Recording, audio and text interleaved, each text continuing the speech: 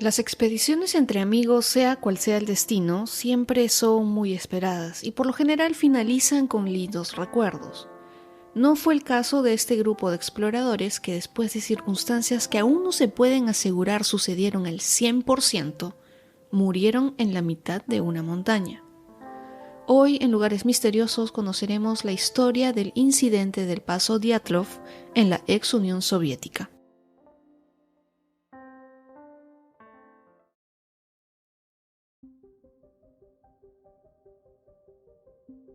El incidente del Paso Dyatlov se refiere a la muerte que se ha mantenido muchos años como inexplicable y sin resolver de 9 excursionistas durante el paso de una montaña en los montes Urales de la Unión Soviética entre el 1 y 2 de febrero de 1959.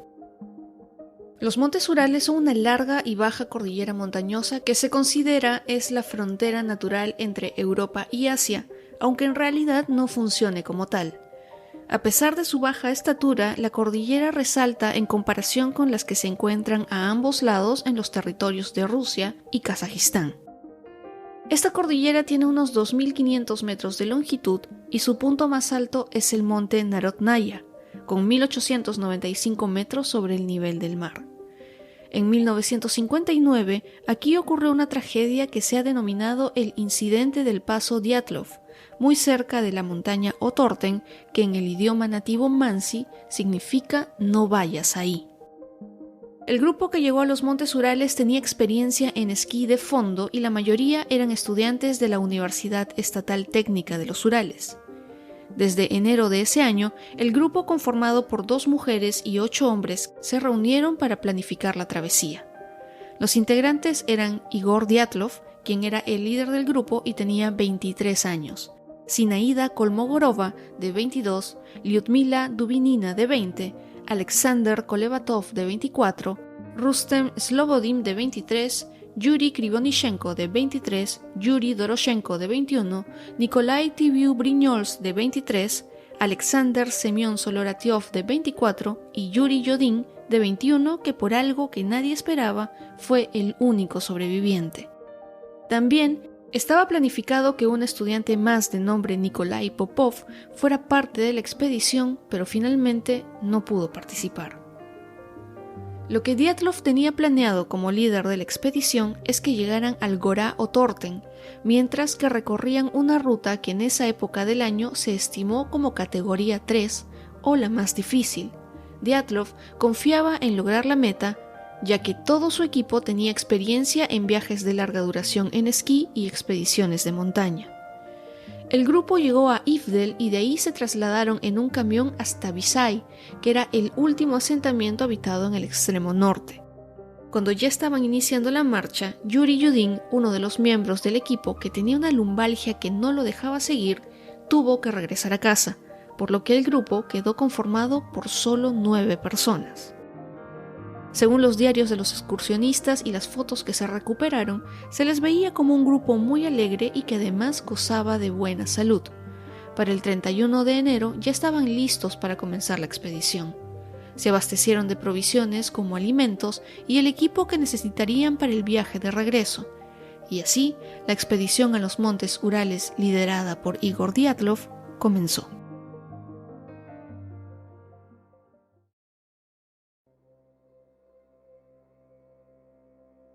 Dyatlov había acordado que enviaría un telegrama a su club deportivo en la universidad cuando el grupo estuviera de regreso en Visay.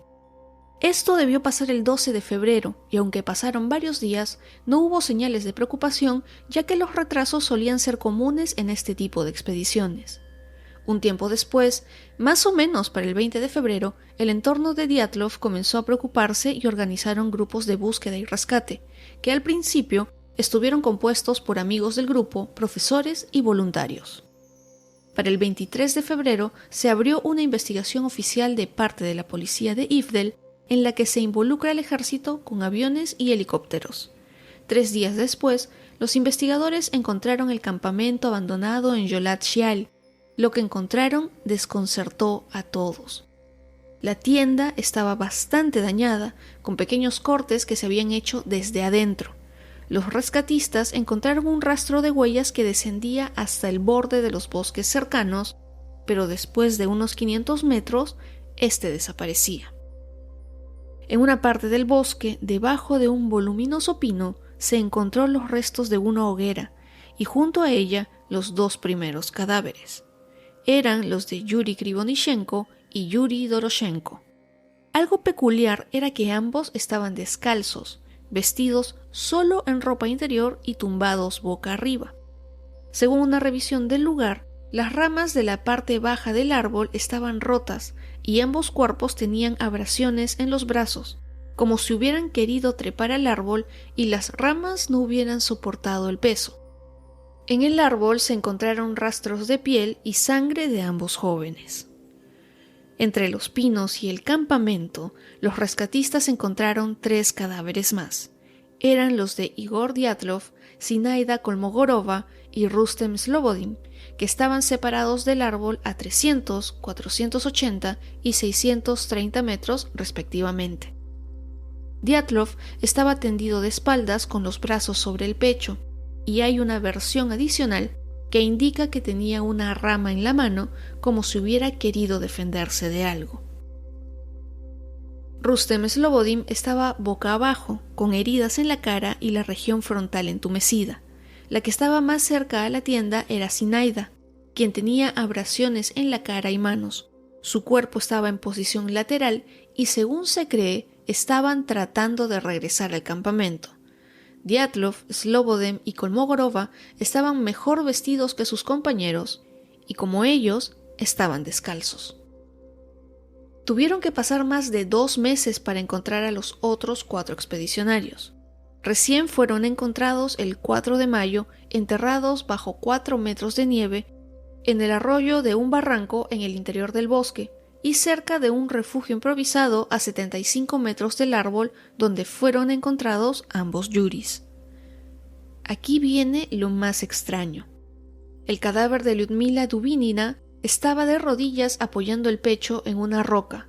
El agua corría por su cara, las cuencas de sus ojos estaban vacías y su lengua había desaparecido. Semyon Solotaryov fue encontrado en el barranco, sin ojos, y los cuerpos de Alexander Kolevator y Nikolai Tibiu-Brignol estaban abrazados.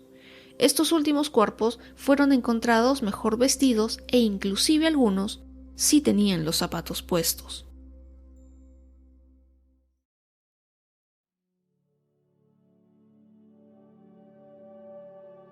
Después que se conoció que lamentablemente los excursionistas habían muerto durante la travesía, se realizaron las autopsias. De los 5 primeros cuerpos, se determinó que no había lesiones que provocaran la muerte de ninguno. Además de las abrasiones en las caras y manos de los jóvenes, solo se destacó una fisura de aproximadamente 6 centímetros en el hueso del cráneo de Rustem Slobodin, además de una contusión en el costado de Zinaida Kolmogorova, que habrían sido causados por objetos romos. Según los forenses, 5 de los fallecidos que se encontraron el 26 de febrero habían muerto por hipotermia, pero luego de que se descubrieran los otros cuerpos, el desarrollo de la investigación cambió. Esto debido a que los otros cadáveres fueron encontrados con traumatismos, falta de algunas partes y fracturas en huesos, como les comenté anteriormente.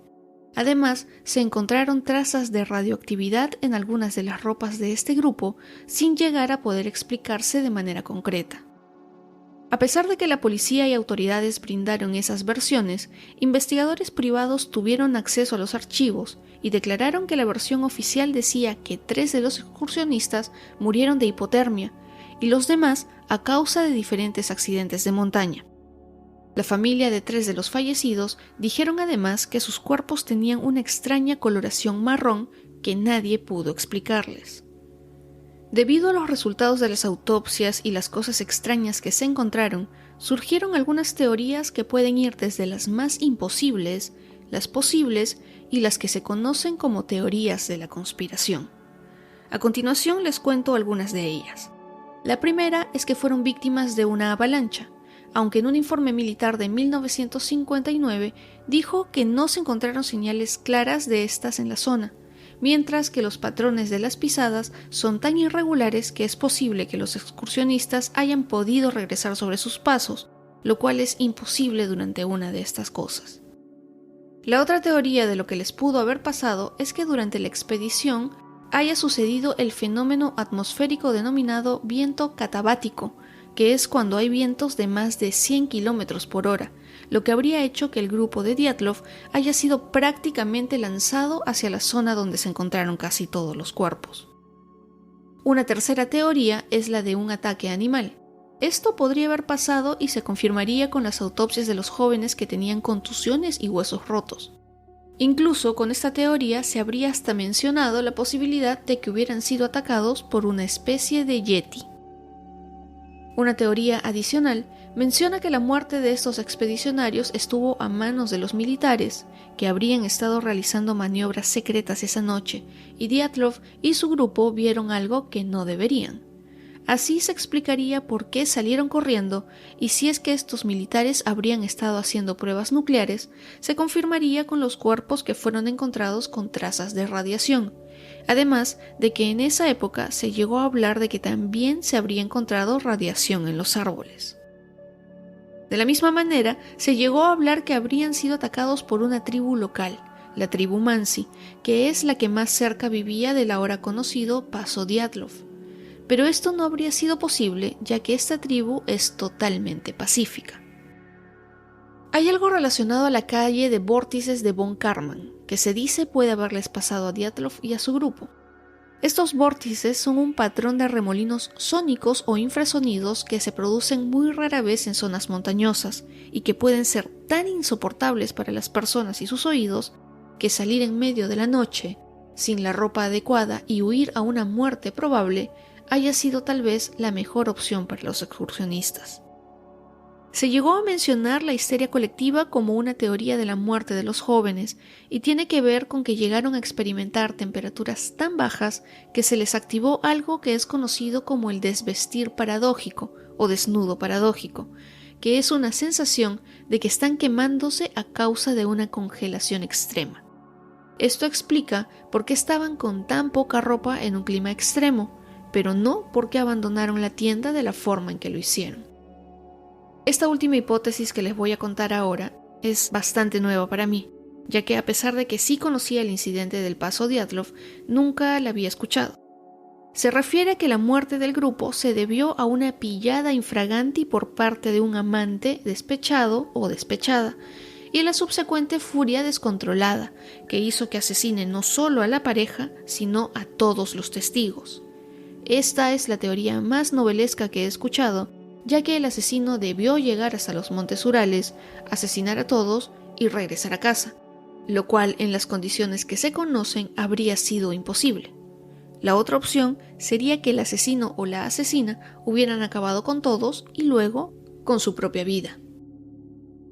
A pesar de todo lo que se dijo, incluidas las teorías más extravagantes, las autoridades cerraron el caso oficialmente después del entierro de los excursionistas. En 1967, el escritor ruso Yuri Yaroboy, quien fue el fotógrafo oficial de la campaña de búsqueda en la etapa inicial de la investigación, escribió un libro titulado En el más alto rango de la complejidad, en el que cuenta una versión más romántica de la historia en la que solo el líder de la expedición muere. Todo lo demás estuvo basado en el incidente del Paso Dyatlov, pero como la censura soviética era muy estricta, tuvo que cambiar algunas situaciones. Algo curioso de este libro es que después de que el autor murió, todos sus archivos de investigación, diarios, manuscritos e inclusive las fotos de la búsqueda desaparecieron. Después de 1990 se abrieron algunos archivos y periodistas que tuvieron acceso a ellos reportaron que muchos de los documentos que vieron estaban censurados o faltaban varias páginas, así como que se había extraído un misterioso sobre. Estas nuevas investigaciones dieron pie a que las personas que habían estado en silencio por más de 30 años hablaran finalmente, como lo hizo el ex policía Lev Ivanov, quien publicó un artículo que decía que el equipo de investigación no tenía ninguna explicación racional del incidente. Además, que recibió órdenes de altos funcionarios para que las investigaciones dejaran de hacerse y que el material recogido fuera mantenido en secreto. Algo que este policía cree firmemente es que el grupo de Dyatlov pudo haber sido asesinado por extraterrestres, ya que dentro de las órdenes que recibió estaba la de no informar que el grupo había visto esferas voladoras en la zona. Años después se creó la Fundación Dyatlov en Ekaterimburgo con la ayuda de la Universidad Estatal Técnica de los Urales, con el objetivo de convencer a los funcionarios rusos de reabrir el caso y mantener el Museo Dyatlov, que busca perpetuar la memoria de los excursionistas fallecidos. En el museo se expone la historia del incidente, fotos, algunas de las ropas que usaban y materiales que tenían los excursionistas y sus diarios. Posteriormente, en 2017, se creó una web llamada Dyatlov Pass, un grupo de Facebook y un foro donde la gente comparte datos y también donde se puede acceder a información clave de este caso. Pero para el 2020 las autoridades lo cerraron. Algo interesante es que tal vez la explicación más racional sobre este caso tenga que ver con la tecnología que se usó para hacer la película animada Frozen. John Gaume, un investigador que creyó que la versión oficial tenía demasiados agujeros como para aceptarse en su totalidad, decidió llegar hasta el fondo de ese asunto y se contactó con los estudios de animación de Disney para que le enseñaran el código con el que los artistas animaron los copos de nieve de la película. Él en ese momento era el director del EPFL, Laboratorio de Simulación de Nieve y Avalanchas. Así, cuando los estudios Disney le proporcionaron la tecnología, hizo algunas modificaciones y realizó diferentes simulaciones que le ayudaron a averiguar de modo mucho más preciso que un muro de nieve pudo haber sido el responsable de las condiciones que se detectaron en el paso Dyatlov. Su conclusión fue que los excursionistas fueron víctimas de una avalancha tipo bloque, en la que el viento generó proyectiles de hielo puro que, si impactaban a una persona en el lugar y ángulo preciso, podrían haber provocado los traumatismos como los que se vieron en algunos de los cadáveres. Este tipo de avalancha explicaría mejor la versión del ejército, ya que no suelen mover masas extensas de nieve, así como los patrones de pisadas, ya que debido a estos proyectiles de hielo, los excursionistas no sabrían por dónde estaban caminando, si es que iban en línea recta o si retrocedían. La conclusión de Gaume es buena, pero no termina de explicar por qué unos cuerpos tenían trazas de radiación y a otros le faltaban algunas partes. Pero hasta el momento es la mejor explicación que se tiene sin que se incluyan teorías fantásticas o de la conspiración.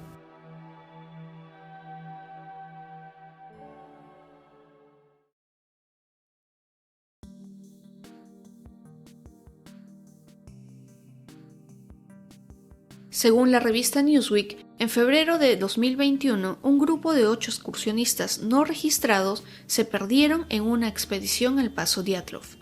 Ellos partieron desde Moscú y debieron regresar en un número determinado de días, pero no se supo más de ellos. Las autoridades confirmaron que no se registraron con el Ministerio de Situaciones Especiales de la región, y ellos confirmaron que solo tenían contacto con 3 grupos y ninguno tuvo problemas. Lo extraño de esa noticia es que no hay actualizaciones y no se sabe si es que lograron regresar a la base o si fueron rescatados. Pero no es que el paso Dyatlov sea un lugar prohibido y se tenga que ir a escondidas y a espaldas de las autoridades. Hay varios proveedores de tours que llevan a los interesados a este lugar. Por ejemplo, hay una empresa que ha publicado en su página web que tiene 2 excursiones programadas de 4 días cada una en junio y agosto de este año y del próximo. El costo es de 1.400 euros por persona aproximadamente y el itinerario va como sigue. El primer día el grupo se reúne en el aeropuerto de Khanty-Mansisk y pernoctan en Ekaterimburgo, donde se hace un poco de turismo y se conoce la historia del lugar. Además que se tiene la oportunidad de conocer a miembros de las tribus Khanty y Mansi. El segundo día se hace un vuelo en helicóptero de 2 horas con destino a la Reserva Natural de Pechora Ilich y se conoce como una de las 7 maravillas de Rusia. Y aquí ven los pilares de Mampupuner, un conjunto de 7 columnas de piedra de más de 40 metros de altura. Al tercer día, el tour llega al paso Dyatlov, después de tomar un vuelo de 30 minutos en helicóptero mientras se aprecia desde el aire los montes Urales. El grupo descenderá y después de una peregrinación llegarán al lugar donde estuvo la tienda de campaña y donde se encontraron los cuerpos. También donde se ha levantado un monumento de granito con los nombres de los excursionistas y la fecha de su muerte. Tras pasar algún tiempo en el lugar, se iniciará el regreso a Ekaterimburgo para así finalizar el programa. Y eso ha sido todo por este episodio. ¿A ustedes les gustaría hacer ese tour? Cuéntenmelo en los comentarios de Instagram, Facebook y YouTube. Pero antes de irme, quiero dejarles algunas recomendaciones. La primera es el libro Mal de Altura de Jon Krakauer, que cuenta la experiencia del autor cuando escaló el Himalaya en 1996 y las muertes, heridos y mucha controversia a la que se tuvo que enfrentar al intentar descender esta montaña. La segunda recomendación que les dejo es obviamente la película Frozen, para que puedan apreciar la tecnología que ayudó a poder explicar de algún modo lo que sucedió en el paso Dyatlov. Ahora sí, llegamos al final de este episodio y como siempre les agradezco por quedarse hasta esta parte. Si este episodio o los anteriores les han gustado, les agradeceré que compartan el podcast con quienes ustedes crean que les pueda gustar y también calificarlo si es que lo escuchan en Spotify. Siempre comparto información adicional sobre los episodios en Instagram y Facebook en @lugaresmisteriososelpodcast. Y si lo escuchan desde YouTube, pueden dejarle un like y suscribirse al canal para que los episodios lleguen a más personas. Yo soy Jacqueline Isa y los espero en otro lugar misterioso muy pronto.